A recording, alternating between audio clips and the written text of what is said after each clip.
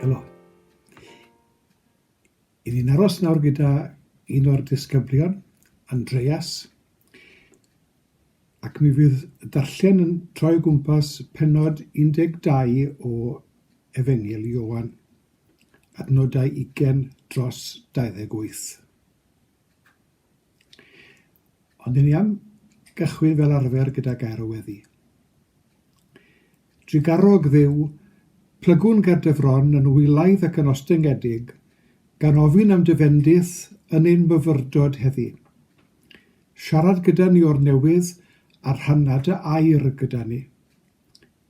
Wrth gofio heddiw am un o'r disgyblion a ddaeth at Iesu yn oes y Testament Newydd, helpa ni feddwl am ein rhan ni yn dy eglwys di. Amen. Rhyw gyfwyniad yn gyffredinol i ddechrau am yr disgyblion. Achos mae'r 4 Efengylydd yn enwi y disgyblion, yn gynnar yn eu cyfwyniadau yn yr hyn ysgrifenwyd ganddynt. Pan oedd Iesu'n cerdded llwybrau Palestina. Nid oes modd gwybod pa ganran o'r 3 blynedd y gawn yn yr Efengylau wrth gwrs. Mwy na thebyg bydd mewn mannau eraill nad oes sôn amdani nhw. Efallai fod y disgyblion wedi bod yn ôl gyda'i teuluoedd am gyfnodau pwy awyr. Falle bod yna storiau wedi sôn am Iesu'n iachau neu'n adrodd damhegion nad oes chronicl mohonynt. Ac yma'n bwysig bod ni'n cofio mae rhyw luniau ni'n gael, mae ni dyma cyfnod cyfan y 3 blynedd. Gall hynna ddim bod. Ond mi fydden addysgu wedi digwydd, mi fydden ei iachau wedi digwydd.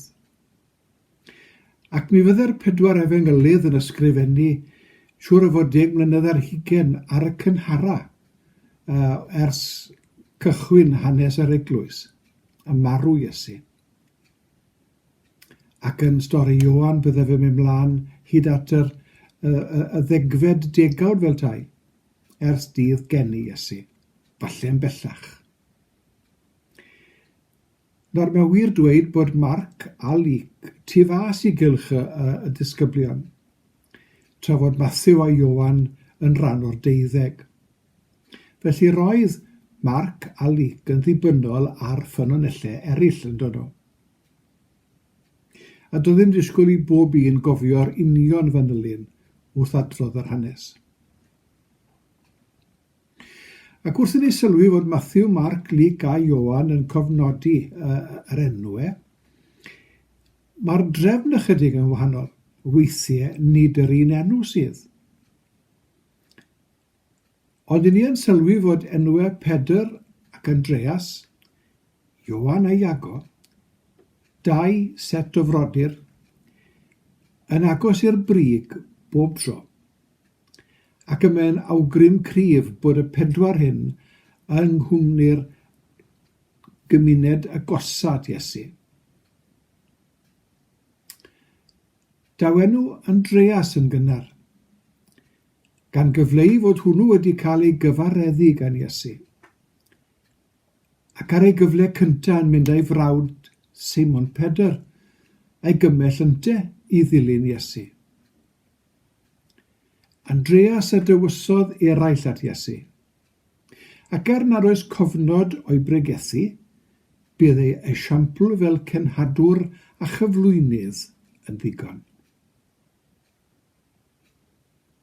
Nawr, beth yw disgwyliadau'r cyhoedd o aelodau ffyddlon eglwysi dyddiau yma? A beth yw syniad aelodau o waith gweinidogion a diaconiad eglwysi? Hynna yn yr 11 ganrif ar 20, ac i'r hyn ohono ni fydd yn cofio nôl i'r ganrif ddiwetha, rhyw ganran ohono beth bynnag. Mi fydd yr hyn a ddisgwylid gan weinidog a gan ddiaconiad yn bownd o newid. Bydd y byth yn mynd i aros yr un fath. Nawr, mae gan weinidogion ystod amrywiol o ddoniau. Rhai nhw'n siaradwyr da, eraill yn cael ein haws i gymdeithasu gyda phobl. Sicr felly'n haws nac y mae eraill yn ei chael. Dyw pob un ddim yn bobl hwyliog, llawen ac yn dod ymlaen â pawb yr un mor rwydd. Mae'r rhai yn drefnwyr effeithiol. Mae'n eraill wedi ni sydd yn awduron ac yn academyddion tra amlwg. Mae'r un amrywiaeth ymysg diaconiad eglwysi hefyd. Bydd gan pobl o fewn i'r grŵp o ddiaconiad sgiliau arbennig. A licen ni gredu mae Duw sydd yn dewis i ddiaconiad drwy ei eglwys. Ac ar efallai dyn ni ddim yn ei weld yn digwydd bob tro, yma yna rhywbeth yng ngreddf eglwys i wybod pwy yw pobl Dduw, yn ddynion ac yn wragedd, yn bobl o brofiad helaeth o fywyd ac efallai pobl tipyn iau. Wedi'r cyfan, gwaith tîm yw gwaith unrhyw eglwys, gan gynnwys grŵp o diaconiad. Nid cyfrifoldeb unigolyn yn benodol.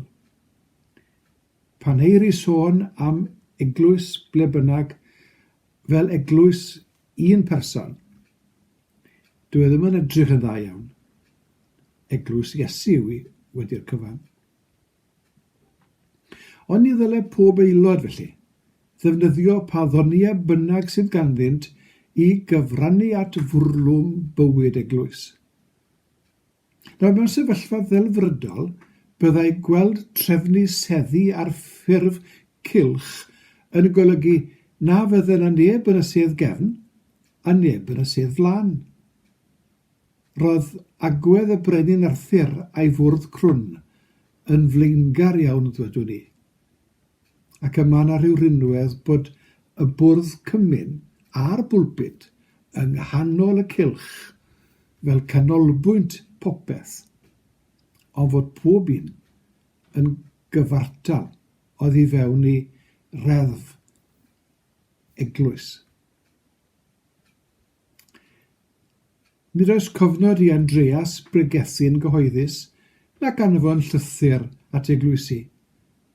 Digon posibl i fod ond does dim cofnod o'r beth.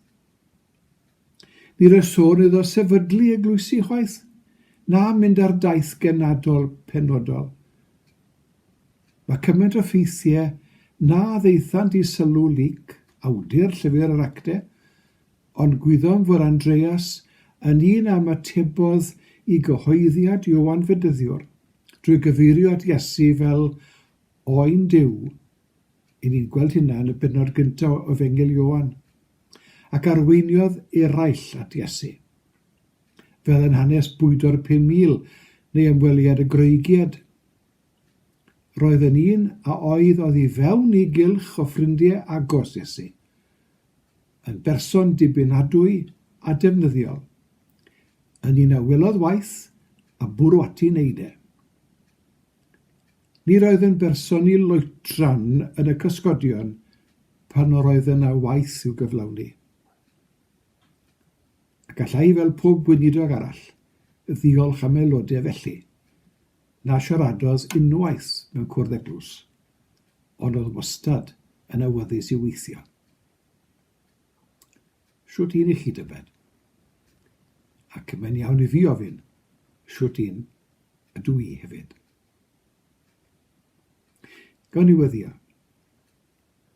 Diolch nefol dad am Andreas ac am bawb tebyg iddo, sy'n sylweddoli bod cyfle i wasanaethu Iesu mewn ffordd dawel ac effeithiol.